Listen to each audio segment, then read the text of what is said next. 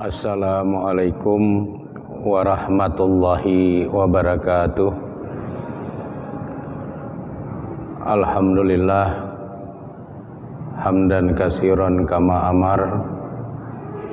Asyhadu an la ilaha illallah wa asyhadu anna Muhammadan abduhu wa rasuluhu allazi la nabiyya ba'dah.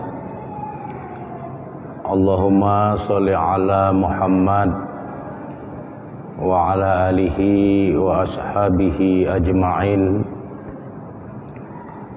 Radina billahi robba wa bil islami dina wa bi Muhammadin nabiyya wa rasula. Amma ba', yang saya hormati bapak-bapak dan ibu-ibu jamaah pengajian rahimakumullah, puji dan syukur kita sampaikan kehadirat Allah Subhanahu wa taala yang telah menganugerahkan nikmat iman, nikmat Islam, nikmat kesehatan dan kesempatan kepada kita semua, sehingga alhamdulillah pada sore hari ini kita kembali dapat hadir di tempat yang mulia ini dalam rangka sama-sama kita beribadah kepada Allah Subhanahu wa taala. Selanjutnya selawat beriring salam tidak henti-hentinya kita mohonkan kepada Allah Subhanahu wa taala agar tercurahkan kepada Rasulnya Nabi Muhammad sallallahu alaihi wasallam beserta keluarga, para sahabat dan semua pengikut beliau yang setia hingga tegaknya hari berbangkit kelak. Demikian juga untuk seluruh para tabi'in, tabi'in, atba' tabi'in, ulama-ulama muktabar dari kalangan mutaqaddimin dan juga ulama-ulama muktabar dari kalangan mutaakhirin. Pada kesempatan hari ini saya akan melanjutkan penjelasan tentang hikmah di sebalik hadirnya bulan Ramadan. Bulan Ramadan adalah bulan yang diistimewakan baik oleh Allah Subhanahu wa taala maupun oleh Rasulullah sallallahu alaihi wasallam, karena kandungan hikmah yang terkandung di dalamnya benar-benar sangat luar biasa. Bahkan di dalam bulan Ramadan ini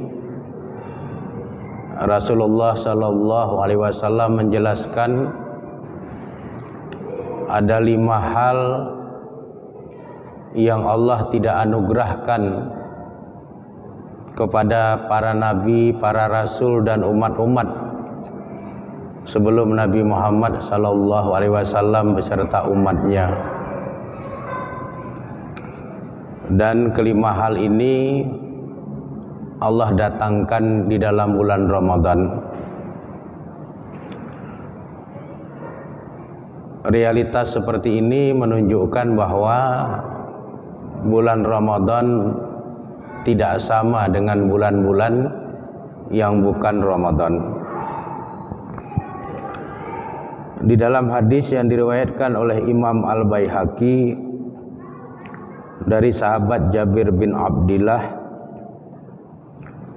Jabir bin Abdillah mengatakan bahwa pada suatu waktu di dalam bulan Ramadan aku duduk di sebelah Utbah bin Farqad. Maka kemudian Rasulullah sallallahu alaihi wasallam datang menghampiri kami. Lalu beliau bersabda, "U'tiyat ummati fi syahri Ramadan khamsa khisalin u'tiyat, telah didatangkan ummati, bagi umatku, fi syahri Ramadan, di dalam bulan Ramadan, khamsa khisalin, 5 hal, lam yu'tahunna qabli, yang kelima hal itu belum pernah diberikan kepada nabi-nabi, kepada rasul-rasul, kepada umat-umat sebelum aku dan umatku. Jadi ini satu hal yang menarik. Ada 5 hal yang Allah berikan kepada Nabi Muhammad SAW dan umatnya di dalam bulan Ramadan, yang Allah tidak memberikan kelima hal itu kepada para nabi, para rasul dan umat-umat sebelumnya.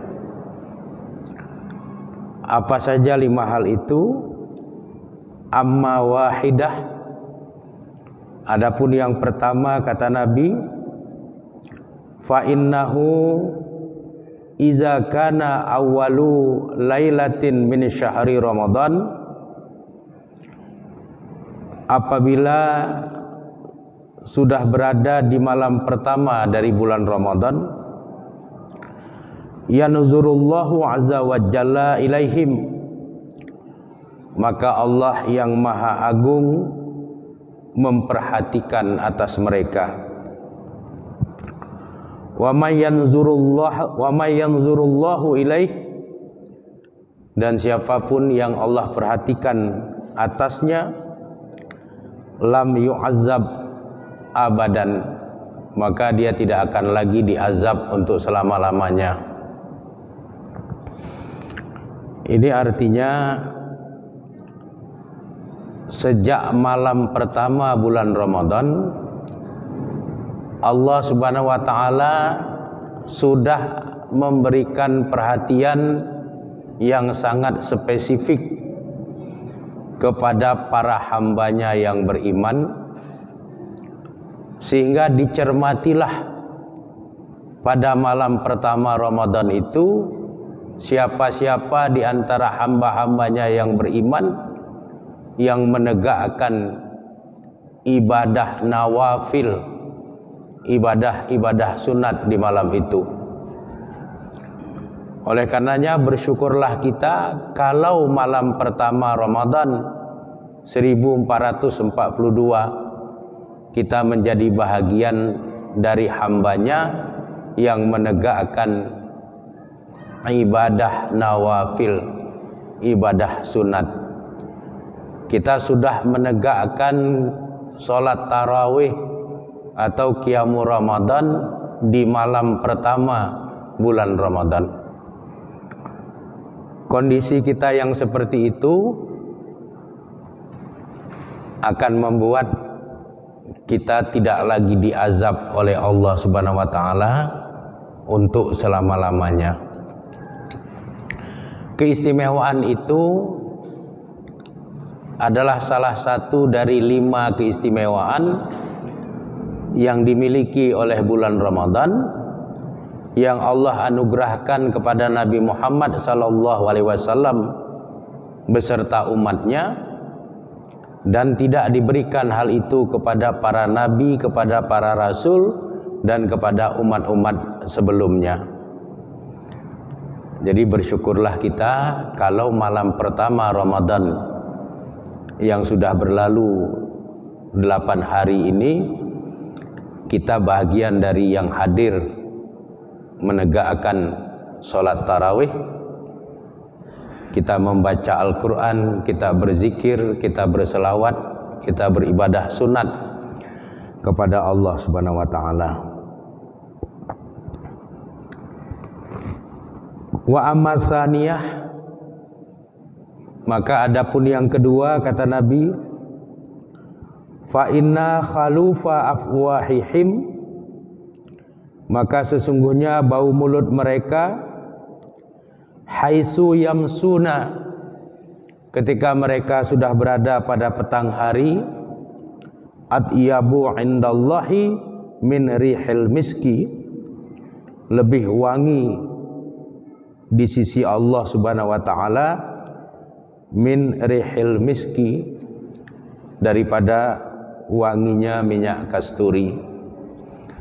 Ini juga pemberian Allah di dalam bulan Ramadan, khusus diberikan kepada Nabi Muhammad sallallahu alaihi wasallam dan umatnya, tidak diberikan kepada nabi-nabi dan rasul-rasul serta umat-umat terdahulu. Wa amma salisah, maka adapun yang ketiga, fa innal malaikata tastaghfiru lahum, maka sesungguhnya para malaikat tastaghfiru lahum, mereka memohonkan ampunan kepada Allah bagi mereka orang-orang beriman yang berpuasa di dalam bulan Ramadan, fi kulli yaumin wa lailatin, setiap siang dan setiap malam. Ini juga sesuatu yang luar biasa. Selama dalam bulan Ramadan ini, semua para malaikat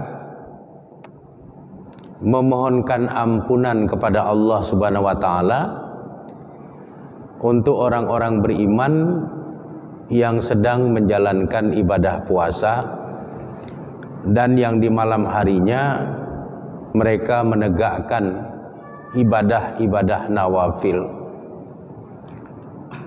Fi kulli yaumin wa lailatin, pada tiap-tiap siang dan pada tiap-tiap malam sepanjang Ramadan, malaikat itu tastaghfiru lahum, memohonkan ampunan kepada Allah bagi mereka orang-orang beriman yang menjalankan ibadah puasa di siang hari dan menjalankan ibadah-ibadah sunat di malam hari.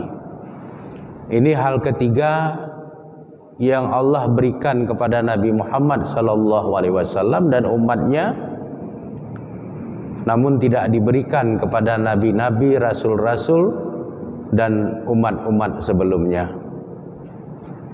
Maka bersyukurlah kita kepada Allah karena kita masih bisa berada di dalam kandungan bulan Ramadan. Kita mendapatkan banyak hal yang Allah tidak anugerahkan kecuali hanya kepada Nabi Muhammad SAW dan umatnya.